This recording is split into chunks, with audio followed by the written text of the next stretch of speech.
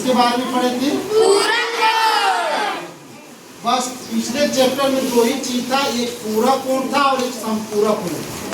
तो पूरक कोण और समपूरक कोण, बस यही दो चीजें आपको पढ़ना है क्लास 7 में। इसके बाद से पढ़ना तो बहुत है, लेकिन जैसे जैसे आपकी क्लास बढ़ेगी आपका चैप्टर बढ़ेगा, आपका नॉलेज बढ़ेगा। या दो चीज पढ़िए, एक पूरक कोण एक समपूरक कोण।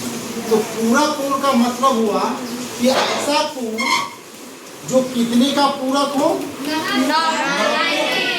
यानी उस कोण में किसी दूसरे कोण को जोड़ने पर उसका मान 90 डिग्री हो जाए, उसी को हम क्या कहेंगे? अगर आपके प्रश्न में कहता है कि पूरक कोण ज्ञात कीजिए, तो पूरक कोण ज्ञात करने के लिए आप किसमें से घटाते थे? 90। यानी 90 में से आप उस कोण को घटा दीजिए, वह आपका पूरक कोण निकल जाएगा। सबसे आसान तरीका है ना? प्रश्न में पूछे कि 30 डिग्री का पूरक कोण ज्ञात कीजिए, तो 30 डिग्री को किसमें से घटाएंगे? 90 में से। तो 90 में से 30 घटाएंगे तो 60। यानी 30 डिग्री का पूरक कोण कितना हो गया? 60। तो कभी भी पूरक पूछे तो उसको 90 में से घटा देना, ठीक है? एक प्रश्न था कि ऐसा कोई कोण बताइए जो अपने पूरक कोण के बराबर हो। क्या है कि 90 में से उसको घटाने पर उतना ही मिलेगा। 90 से 45 घटाइएगा तो 45 मिलेगा ना? 45 का पूरक कोण भी 45 ही होगा। उसी तरह से जो समपूरक कोण है, तो समपूरक कोण को किसमें से घटाना है? यानी 180 में से जिस कोण को घटा दीजिएगा वो आपका समपूरक कोण है। बात समझ में आ गई? पूरक का मतलब जो 90 को पूरा करे, और समपूरक का मतलब जो 180 को पूरा करे। उसी तरह से अगर हम पूछे कि ऐसा कोण बताइए जो अपने आप का समपूरक हो, कौन सा कोण है जिसको 180 में से घटाने पर उतना मिलेगा? इस तरह का प्रश्न आपने हल किया है ना?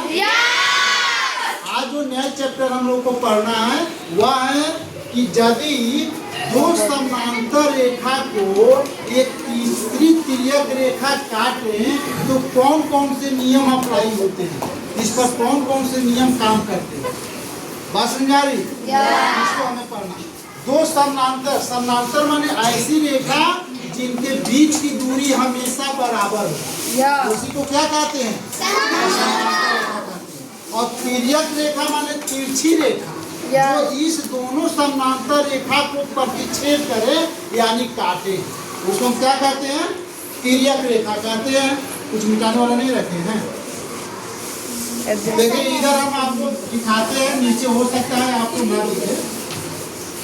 ये दो ठो आपको समांतर रेखा हो गया, समांतर हो गया ना? थोड़ा ये तिरछा हो गया है, इसको समांतर रेखा। समांतर माने अनंत तक भी जाएगी तो कभी एक दूसरे को काटेगी नहीं, ठीक है? उसको समांतर कहते हैं। और इस पर एक तिर्यक रेखा हो गई, तिर्यक माने तिरछी रेखा। तो तिरछी रेखा इन दोनों रेखा को काट रही है ना? तो इसमें देखिए कौन कौन से कोण बन रहे हैं। देखिए 2 पॉइंट पर काट रही है ना? 2 बिंदु पर काट रही है। तो इस बिंदु पर कितने कोण बन रहे हैं? 4 कोण बन रहे हैं।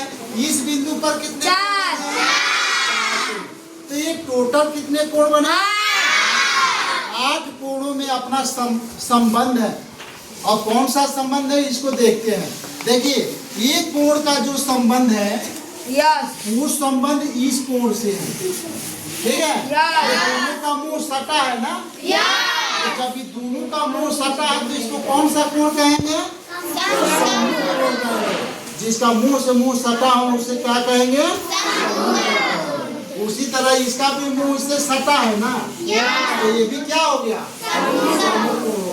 तो देखिए ये दोनों सम्मुख है, ये भी दोनों सम्मुख है। तो फिर आप कहेंगे सर इसका भी इसका सटा हुआ है, दोनों का मुंह सटा है। सम्मुख कोण हुए कि नहीं हुए? ये भी दोनों हुए कि नहीं हुए? तो टोटल कितने सम्मुख कोण हुए? यानी 4 जोड़ा। एक जोड़ा यहाँ पे, एक जोड़ा यहाँ पे, 2 जोड़ा 4 जोड़ा सम्मुख कोण हुए। आज सम्मुख कोण का नियम है कि सम्मुख कोण आपस में बराबर होते हैं। सम्मुख कोण आपस में क्या होते हैं? 100 डिग्री ये होगा उतना ही कोण ये होगा।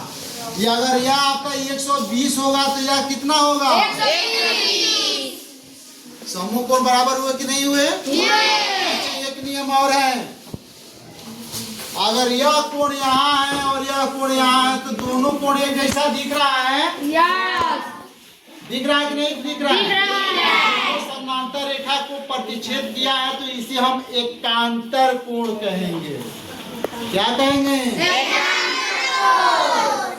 हाँ, इस कोण को हम एकांतर कोण कहेंगे। तो याद रखिए एकांतर कोण भी आपस में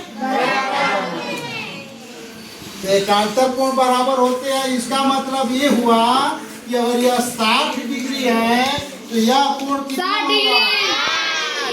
होगा कि नहीं होगा? 60 होगा तो है कितना होगा? 60 होगा। अच्छा 20-60 हुआ तो ये कितना होगा? अच्छा ये दोनों 120 हुआ, ये 60 हो गया तो ये कोण कितना? 120 हुआ कि नहीं हुआ?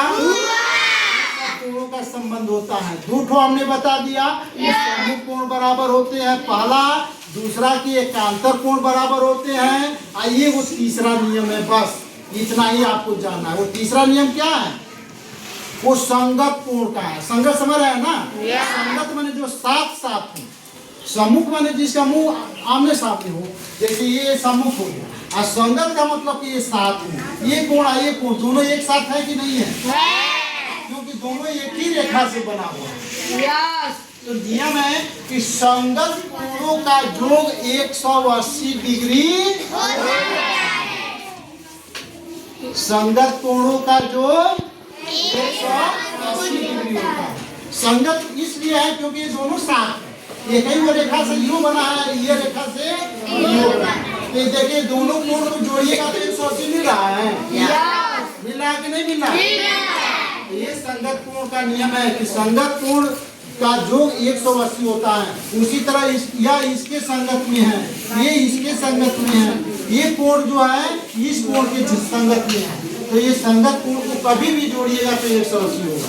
और इसका नियम यह है कि इससे सबसे बड़ी फायदा यह है कि अगर कोई संगत कोण दे दिया, माने ये दे दिया है आपको 45 डिग्री, आप पूछेगा कि ये कोण हमें बताइए कितना होगा, ऐसे ही प्रश्न आएगा। तो आप तो जान रहे कि भाई ये दोनों संगत है तो दोनों का योग 180 होगा। 45 दे दिया तो दूसरा कितना होगा? 90 होगा। 180 में से 45 घटाएंगे ना, कि दोनोों का जोड़ 180 है और 45 हो गया तो 45 को 180 में से घटा लेंगे तो कितना बचेगा? 135। 135 में 45 जोड़िएगा ना, वो 135 होगा। 155 ना, 45 होगा 45। घटाव भी नहीं आता है। 145 180 में से 45 घटाइएगा तो 10 में 5 जाए 5 और 7 में 4 जाए। हमने पहले सही लिखा था लेकिन आपने कंफ्यूज कर दिया। 135 होगा ना। इसी तरह से अगर कहीं भी आपको प्रश्न पूछता है संगत कोण से संबंधित, यह कोण दिया है या कोण पूछ दिया तो 180 में से घटा दीजिए। मान लीजिए 30 दे दिया और यह पूछ रहा है तो यह कितना होगा? 180। दोनों का जोड़ 180 है ना, तो 30 घटाएंगे तो 150 मिल जाएगा। और यह कोण पूछे तो कितना होगा? 30 डिग्री होगा क्योंकि सम्मुख कोण है।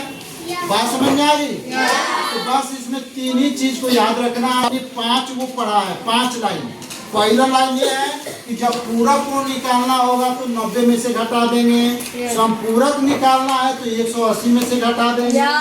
और बाकी जो पढ़े वो समांतर रेखा पर पढ़े कि सम्मुख कोण आपस में बराबर होते हैं, एकांतर कोण आपस में बराबर होते हैं और संगत कोणों का योग 180 होता है। बस इतना ही पर अपने सारे चैप्टर आपको पढ़ना है। चलिए बहुत बहुत धन्यवाद आप लोग को, शांति आपने बनाया और आप